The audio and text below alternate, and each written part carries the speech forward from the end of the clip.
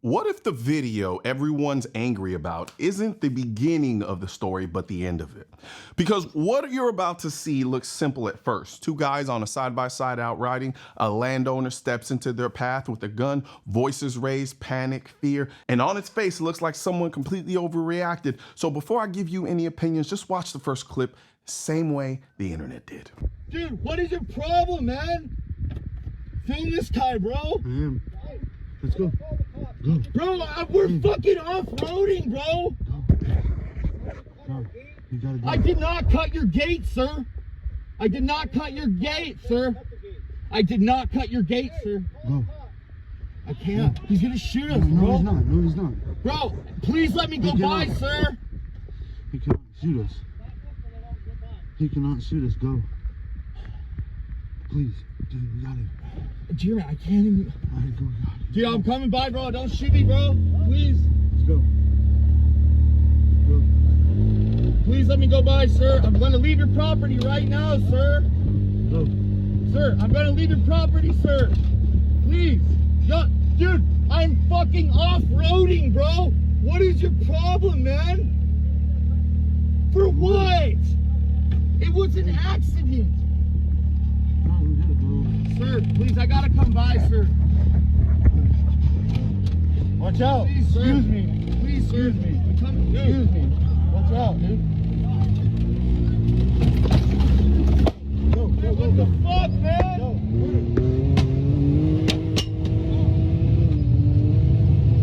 What the fuck, man? Why are they shooting at us?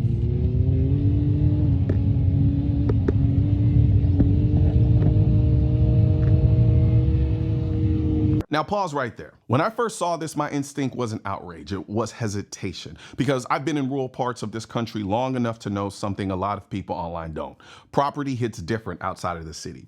I've been lost before. I've accidentally turned into driveways in the South. And I've had that immediate thought of, oh, I probably need to get out of here before somebody comes out here with a gun. Not because everyone's crazy, but because you don't know who you're dealing with when they step onto your property. And if I'm being honest, if I get an unexpected knock at my door, there's probably a gun within arm's reach, if not on me altogether. And that's me living in a city. It's not because I'm looking for a problem, but because I don't assume good intentions from strangers by default. Now, magnify that by acres of land, by repeated trespassing, by people who you don't recognize moving through your property you're responsible for. That's why when I first saw this clip, I thought, all right, this might be a bit much, but I don't have enough information just yet. And then the rest of the story showed up. The page posted a follow-up video with no audio, but just context. And this is where the situation changes.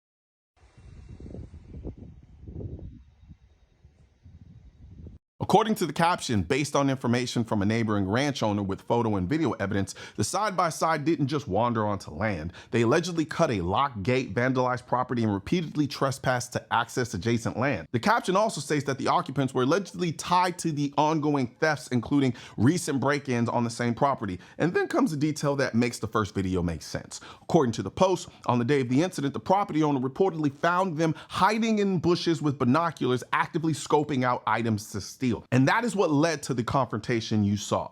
Same video, different reality, because when it stops being a mistake, when it becomes repeated intentional behavior, the tone of the encounter changes. And that's why clips like this are dangerous without context, because depending on where you start the story, you end up blaming the wrong person. And this right here is a textbook example of FAFO.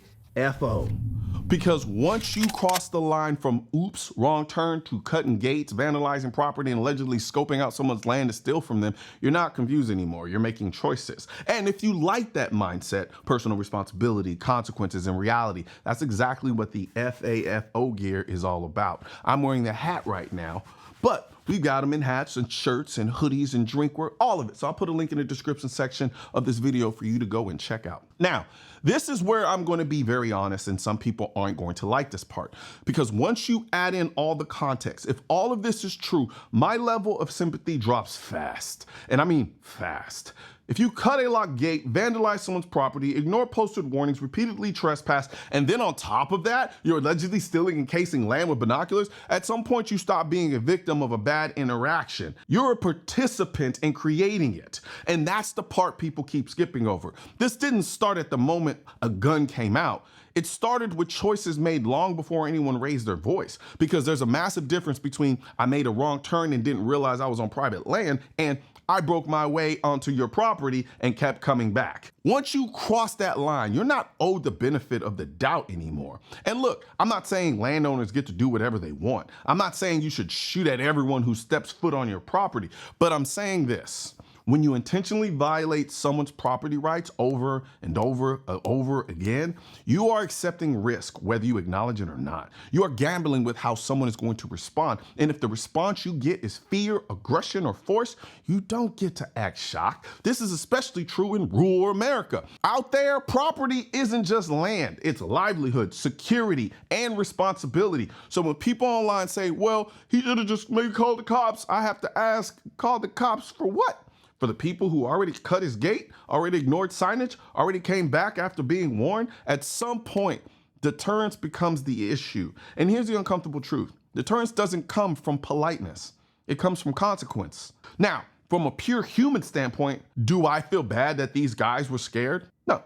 Now I get it. Nobody wants to feel that kind of fear, but sympathy is not the same thing as absolution, because fear that comes from your own bad decisions is not the same as fear that comes from being truly innocent. And this is where people get confused. You can acknowledge that the situation was dangerous without pretending the danger was random. If all the facts were accurate, these guys didn't stumble into chaos.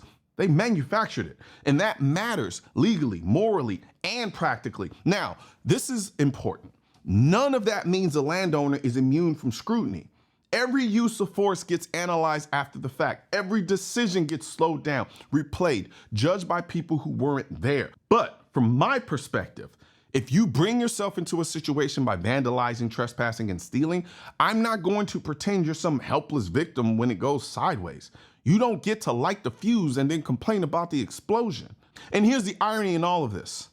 Even if the landowner was morally justified, even if he was genuinely afraid, even if criminal charges never stick, he could still end up fighting for his life in court. Civil court. Because self-defense doesn't end when the threat stops. It often starts when the lawyers show up. And that's why I'm always telling people, if you're going to carry a firearm for self-defense, you also need legal protection. That's why this video is sponsored by USCCA. With the USCCA membership, you're not just getting legal and financial protection, you're getting education, training, real-world context that helps you think through situations before they happen. That's the point of videos like this. So you can run these scenarios in your head now instead of trying to figure them out when everything's already gone to shit. If you carry, protect yourself the right way, not just physically, but legally too. If you want to learn more about a USCCA membership, I'll put a link in the description section for you to check out. One thing's for certain and two things are for sure.